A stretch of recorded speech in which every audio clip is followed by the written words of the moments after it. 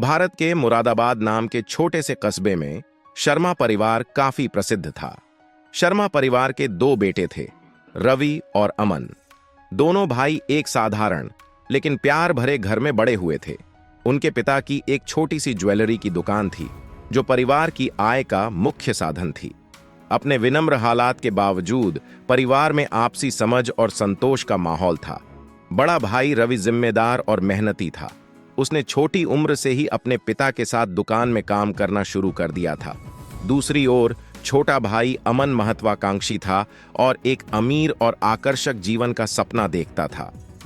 रवि जहां परिवार की मामूली आय में खुश था, वहीं अमन दुकान को अपनी महत्वाकांक्षाओं की सीढ़ी समझता था। उनके पिता श्री शर्मा ने अपने जीवन में कड़ी मेहनत की थी और अपनी उम्र के आखिरी दौर तक उन्होंने दुकान का विस्तार कर लिया था, ताकि उनके परिवार का भविष्य सुरक्षित हो सके। उनकी इच्छा थी कि उनके दोनों बेटे मिलकर उनके इस काम को आगे बढ़ाएं। उन्होंने अपने जीवन के अंत में दुकान और संपत्ति को दोनों बेटों में बराबर बांटने का फैसला किया, ताकि वे एक साथ मिलकर काम करें। लेकिन अमन को यह मंजूर नहीं था। उसे अपने हिस्से से अधिक चाहिए था। वह पूरे व्यवसाय का मालिक बनना चाहता था। उसे लगता था कि रवि का साधारण दृष्टिकोण व्यवसाय की उन्नति में बाधा बन रहा था। उसके सपने बड़े थे, लेकिन उसके पास धैर्य की कमी थी। समय के साथ अमन का लालच उसे घेरने लगा। उसने अपने पिता को समझाना शुरू कर दिया कि उसे दुकान का बड़ा हिस्सा मिलना चाहिए। वह पिता को यह कहकर प्रभावित करने की कोशिश करता कि रवि के पास व्यवसाय को बढ़ाने का नजरिया नहीं है, और यदि उसे दुकान का नियंत्रण मिल जाए तो वह इसे नई ऊंचाइयों तक ले जा सकता है। इस दबाव से उनके पिता तनाव में आ गए, क्योंकि वे अपने बेटों के बीच शांति बनाए रखना चाहते थे। एक रात श्री शर्मा अचानक गंभीर रूप से बीमार हो गए। दोनों बेटों ने उन्हें अस्पताल पहुंचाया, लेकिन अमन के दिमाग में कुछ और ही चल रहा था। उसे डर था कि उसके पिता शायद न बचें, और उसने अपनी संपत्ति में अधिक हिस्सा पाने की योजना बनानी शुरू कर दी। उसने पिता को अपनी वसीयत बदलने के लिए मनाने की कोशिश की, वादा करते हुए कि वह परिवार का ख्याल रखेगा। उनकी कमजोर स्थिति में श्री शर्मा कुछ करने में असमर्थ थे। आखिरकार उनके पिता का निधन हो गया। उनके अंतिम दिनों में वे वसीयत को बदल नहीं पाए थे। दोनों बेटे शोक में थे, लेकिन अमन ने जल्दी ही अपना ध्यान दूसरी ओर कर लिया।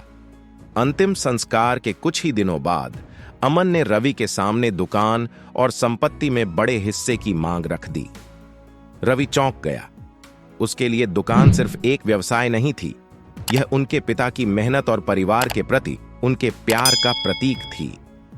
मामला अदालत तक पहुंच गया, जहां दोनों भाइयों में कड़वी लड़ाई शुरू हो गई। अमन ने महंगा वकील रखा और दुकान का नियंत्रण पाने के लिए अपनी सारी जमा पूंजी खर्च कर दी। रवि दुखी मन से अमन को पिता की इच्छाओं का स्मरण कराने की कोशिश करता रहा, लेकिन अमन के अंदर लालच इतना गहरा था कि उसने किसी बात पर ध्यान नहीं दिया। महीनों तक अदालत में लड़ाई, कानूनी खर्चे और बढ़ते तनावों के बाद अदालत ने अमन के पक्ष में फैसला सुनाया और उसे संपत्ति का बड़ा हिस्सा दे दिया। लेकिन इस निर्णय का एक कड़वा परिणाम भी था। दोनों भाइयों को दुकान को किसी तीसरे व्यक्ति को बेचना पड़ा, क्योंकि दोनों में से कोई भी दूसरे का हिस्सा खरीदने में सक्षम नहीं था। उनके पिता की बनाई हुई दुकान, जो उनका सपना थी, अब चली गई थी। अमन ने आखिरकार अपने लालच के कारण नियंत्रण हासिल किया, लेकिन इसके साथ ही उसने अपने परिवार का सुख शांति भी खो दी। कुछ वर्षों बाद अमन के बड़े बड़े सपने टूट गए। उसके जल्दबाजी में किए गए निवेश असफल रहे और वह कर्ज में डूब गया। उसका लालच उसे ऐसे कर्ज में ले गया जो वह चुका नहीं पाया, और अंततः उसने वह संपत्ति भी खो दी जिसके लिए उसने अपने भाई से लड़ाई की थी। खाली हाथ रहकर उसने रवि से माफी मांगने की कोशिश की, लेकिन घाव बहुत गहरा था। रवि दूसरे शहर में जाकर बस चुका था, ताकि वह उस दर्दनाक अतीत और विश्वासघात से दूर रह सके। अमन को अब कड़वा एहसास हो चुका था कि उसका लालच न केवल उसे बल्कि उसके परिवार के रिश्तों को भी बर्बाद कर चुका था।